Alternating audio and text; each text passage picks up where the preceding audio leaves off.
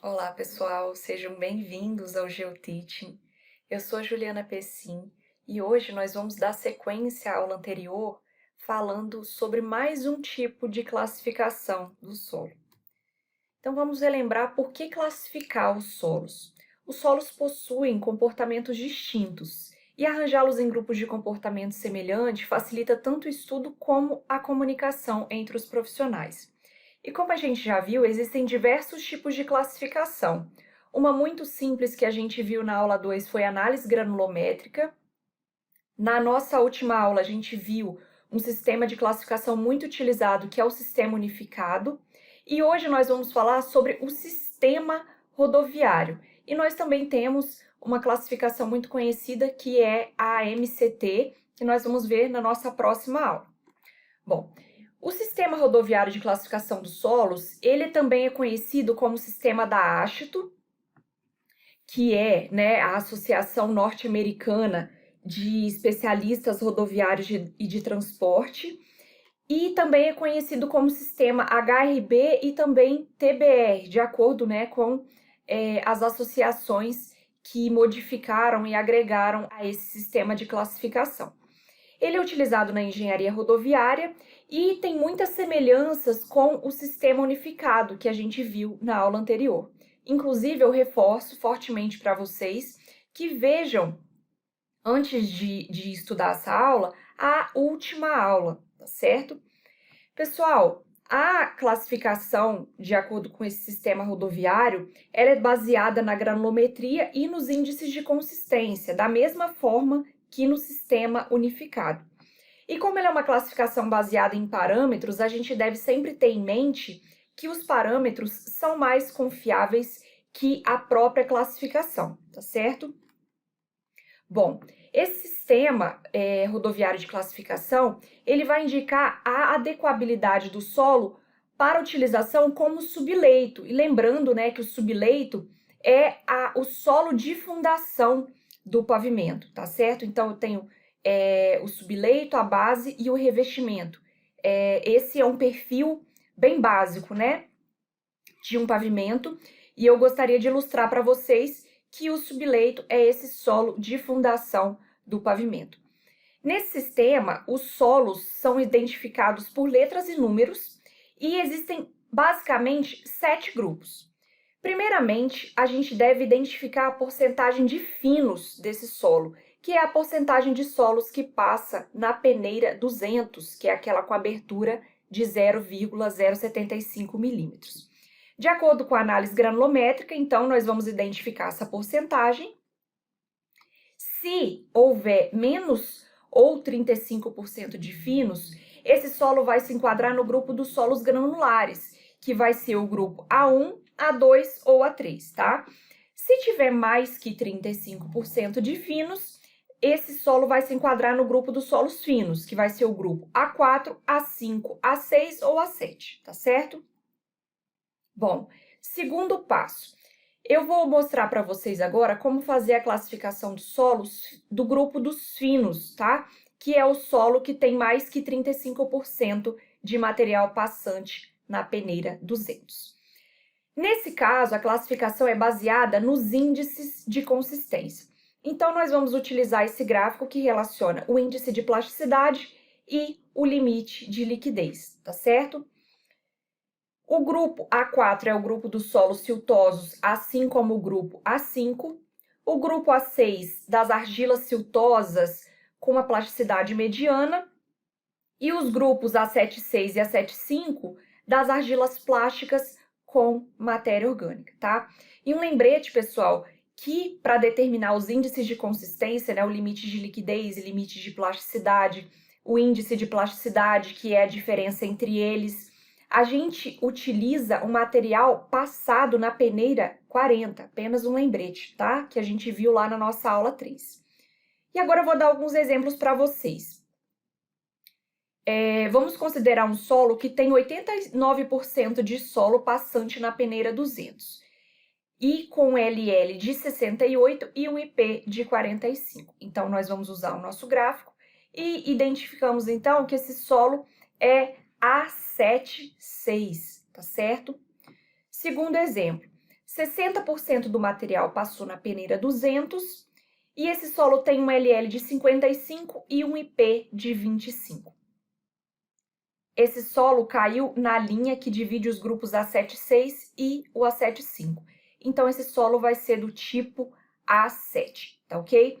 Se vocês acompanharam a nossa última aula sobre o sistema unificado, vocês vão ver que é bastante semelhante à classificação, o modo, né, de classificar os procedimentos de classificação do solo nesse sistema rodoviário, certo? Bom, então a gente viu como classificar o solo que tem mais de 35% de finos, tá? Agora a gente vai ver como classificar o grupo de solo que tem menos que 35% de finos, que vai ser o grupo A1A, A1B, A3 e A2, tá? Pessoal, para um solo ser classificado como A1A, eu preciso atender a alguns critérios granulométricos. Menos de 50% de material passante na peneira 10. Esse solo também deve ter menos de 30% de material passante na peneira 40. Menos de 15% passante na peneira 200, tá? E o índice de plasticidade deve ser menor do que 6, tá certo? E esse grupo engloba pedregulhos bem graduados. E se a gente fosse fazer uma comparação com o sistema unificado de classificação, seria um solo mais ou menos do tipo GW, tá certo? Já o grupo A1B, eu preciso atender os seguintes critérios. Menos de 50% do solo deve passar na peneira 40, menos de 25% passante na peneira 200, e assim como o grupo A1A, o A1B também deve atender um índice de plasticidade menor do que 6. E esse grupo de solo, pessoal, consiste, em geral, de uma areia bem graduada. E se a gente fosse fazer uma comparação com o sistema unificado, em geral, seria um SW, um solo SW, tá certo? Pessoal, o grupo A3 deve atender os seguintes critérios: mais de 50% passando na peneira 40, menos de 10% passando na peneira 200 e o índice de plasticidade deve ser nulo, que a gente costuma indicar, né, como não plástico, por NP, tá certo? E esse grupo seria uma areia fina mal graduada. E fazendo uma comparação com o sistema unificado, seria um solo do tipo SP, tá ok? Por fim, pessoal, o grupo A2. Esse grupo A2, os finos têm característica secundária, eles têm plasticidade.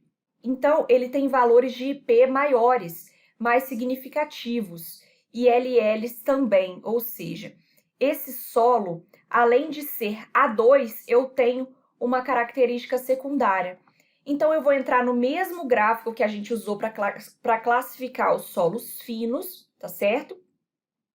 E nós vamos entrar com o índice de plasticidade e o limite de liquidez, tá certo? Então, se ele caiu no grupo do solo A4, ele vai ser um solo A24. Se ele cair num grupo de solo A6, ele vai ser um solo A26 e assim sucessivamente, tá certo?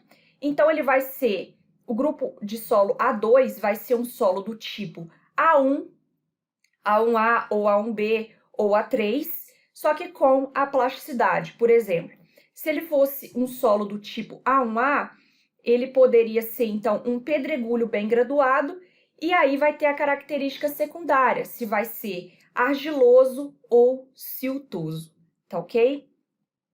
Pessoal, agora eu deixo para vocês um resuminho para a utilização do sistema rodoviário. Então, primeiramente, eu vejo se esse solo tem mais ou menos que 35% de finos, que é a porcentagem de material que passa na peneira 200, tá certo? E aí eu preciso atender alguns critérios granulométricos para os grupos A1A, A1B e A13, tá? Já no solo A2, o material tem características plásticas significativas, então ele vai ter uma dupla classificação, né? Se o solo tiver mais do que 35% de fino, eu vou analisar se ele é A4, 5, 6, 7, 5, 7, 6 ou 7, de acordo com o gráfico que eu expliquei para vocês, tá certo? Pessoal, eu coloquei aqui numa ordem de diminuição da capacidade de suporte desse solo, indo de A1A até o A76. Percebam que o A3, ele é um solo melhor do que o solo A2, então não é uma linha exatamente crescente, tá certo? De A1A até A27, eu tenho um solo que vai de excelente a bom, e de A4 a 7,6, de fraco a pobre. Lembrando que essa classificação, pessoal, é para avaliar a adequabilidade desse solo para ser aplicado como subleito, ou seja, como fundação, como solo de fundação de um pavimento, tá certo? Pessoal, junto dessa classificação, nós costumamos analisar o índice de grupo, que é um índice que indica a qualidade do solo também de ser utilizado como subleito. É um parâmetro adicional dessa classificação. Lembrando lá, né, o subleito que fica lá na base do nosso pavimento. E esse índice de grupo, ele relaciona alguns coeficientes. O índice A é a porcentagem que passa na peneira 200 menos 35%. Se esse índice der um valor negativo, eu vou adotar 0. E se ele der um valor maior do que 40, eu adoto o número 40. Então, esse índice só pode assumir valores de 0 a 40. Já o coeficiente B relaciona a porcentagem que passa na peneira 200 menos 15%. E da mesma forma, ele só assume valores de 0 a 40.